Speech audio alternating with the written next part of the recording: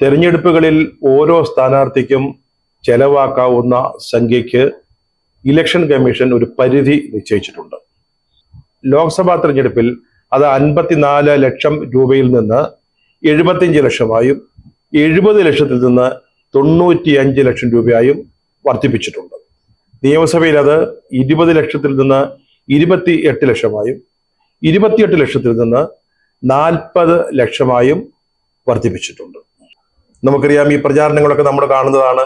ഒരിക്കലും election commission നിശ്ചയിച്ച ഈ തുകയ്ക്കുള്ളിൽ ചെലവ് നിയന്ത്രിച്ചു നിർത്താൻ ഒരു സ്ഥാനാർത്ഥിക്കും, ഒരു സ്വതന്ത്ര സ്ഥാനാർത്ഥിക്ക് പോലും കഴിയാത്ത ഒരു സാഹചര്യമാണുള്ളത്. അപ്പോൾ എങ്ങനെയാണ് നമ്മുടെ തെരഞ്ഞെടുപ്പുകൾ നടക്കുന്നത് എന്നുള്ളത് നിർമ്മല സീതാരാമന്റെ പ്രസ്താവനയുടെയും കൂടെ വെളിച്ചത്തിൽ നമുക്ക് ചർച്ച ചെയ്യാൻ പറ്റുന്ന ഒരു വിഷയമാണ്. കേരളത്തിലാണ് ഏറ്റവും കുറഞ്ഞ ചെലവ് എന്ന് പറയുന്നു. അത് നേരത്തെ മത്സരിച്ചിട്ടുള്ള സ്ഥാനാർത്ഥികളായിട്ടൊക്കെ നിന്നിട്ടുള്ള ജയിച്ചിട്ടുള്ള ആളുകൾ തന്നെ പറയുന്നതാണ്.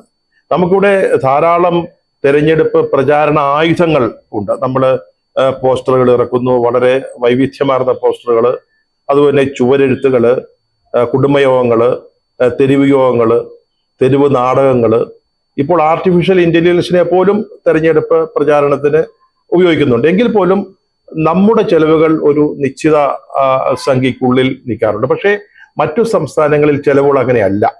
അവര് ചിലപ്പോൾ പണം കൊടുത്ത് വോട്ട് വാങ്ങിക്കുന്ന രീതിയുണ്ട്. ഓരോ പ്രദേശത്തെയും പ്രമാണിമാർക്ക് പണം കൊടുത്ത് സ്വാധീനിക്കുന്ന ചില രീതികൾ ചില ഇടങ്ങളിലുണ്ട്.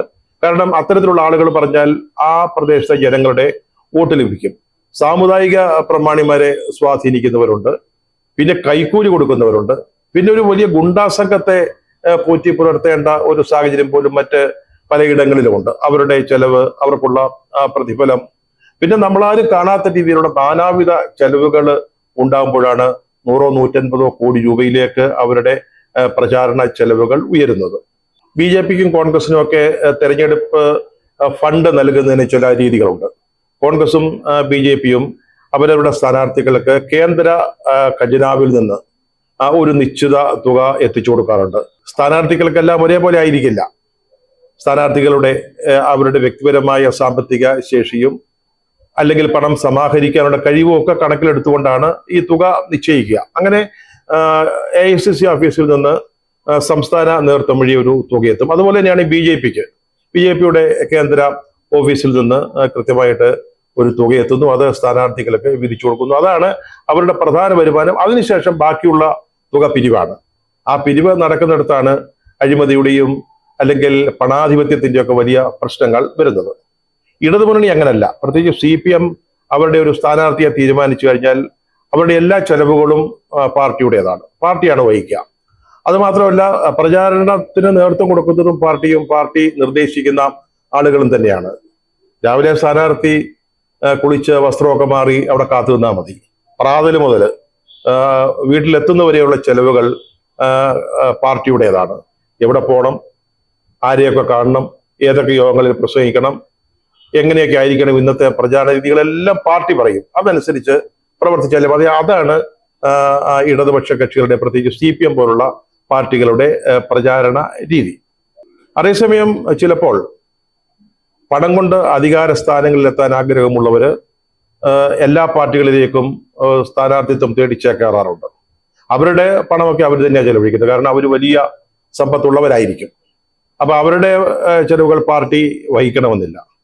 അത്തരക്കാര് പിന്നീട് പാർട്ടിക്കുള്ളിൽ വലിയ സ്വാധീനം ഉണ്ടാക്കിയവരുണ്ട്, അധികാര സ്ഥാനങ്ങളിൽ വന്നവരുണ്ട്, മന്ത്രിമാരായവരുണ്ട്, അല്ലെങ്കിൽ പാർട്ടിയുടെ നേതൃത്വത്തിലെ അവിഭാജ്യ ഘടകങ്ങളായി മാറിയവരുണ്ട്. ഇതെല്ലാം പണത്തിന്റെ ഒരു പിൻബലത്തിലാണ്. പണത്തിന് മീതെ ഒന്നും പറക്കില്ല, ഒരു പറവയും ഒരു കിളിയും പറക്കില്ല എന്ന് നമുക്കറിയാം. അപ്പൊ ഈ പണമുണ്ടെങ്കിൽ എന്തും സാധിക്കും എന്നുള്ളതിന്റെ ഒരു തെളിവായിട്ടാണ് നമ്മൾ ഇതിനെ കാണുന്നത്. ഇത്തരക്കാർ കേരളത്തിലുണ്ട്, ധാരാളം പേരുണ്ട്. വടക്കേ ഇന്ത്യയിലോട്ട് നമുക്കറിയാം, ഈ സ്ഥാനാർത്ഥി ലിസ്റ്റ് വരുമ്പോൾ പാർട്ടി പ്രവർത്തകരൊക്കെ പിന്തള്ളപ്പെടുകയും മറ്റ് മേഖലകളിൽ പണത്തിന്റെയും ഗ്ലാമറിന്റെയും ഒക്കെ ആ ഓളപ്പുറത്ത് നിന്ന് വരുന്നവര് സ്ഥാനാർത്ഥികളാവുകയും ചെയ്യുന്നതൊക്കെ വളരെ സ്വാഭാവികമാണ്. ഇവിടെയുണ്ട്, കേരളത്തിലുണ്ട്. നമ്മൾ കഴിഞ്ഞ കാല തെരഞ്ഞെടുപ്പുകളിൽ രാജ്യസഭയിലേക്കും ലോക്സഭയിലേക്കും അതുപോലെ തന്നെ നിയമസഭയിലേക്കും ഒക്കെ ജയിച്ചവരെ നോക്കിയാൽ മതി. ധാരാളം പേയ്മെന്റ് സീറ്റുകൾ നമ്മുടെ കേരളത്തിലെ പാർട്ടികളിലും ഉണ്ടാവാറുണ്ട്. അതൊരു വസ്തുതയാണ്.